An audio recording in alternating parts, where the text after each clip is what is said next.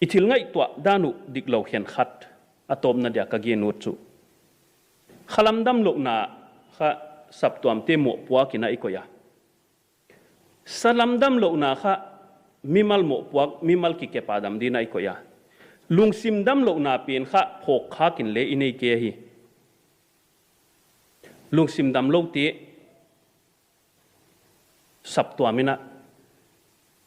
phok kha kin le ikoi kia ngai sak din le ikoi ke hoi kha poima ma hi isap tuam sung tewa lungsim dam lo na nei tam tak oma hi nu pakal afu lo zia ka lungsim dam lo na nei ta te kep na lungsim dam lo na nei nu le pa te hoi lo zia ka lungsim dam lo na nei twilight te la ka le dim ha oma hi khovel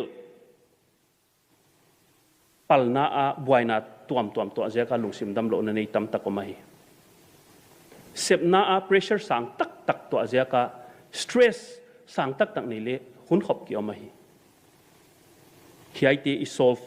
u kha imo pwa ku hi hi khalam salam le lungsim lam adam dina pathian non de hiai te a dama ki kem a pathiana de kal swan dina kisain dunia patina saptuamin le khan lo na in jang le de huai ka sa ai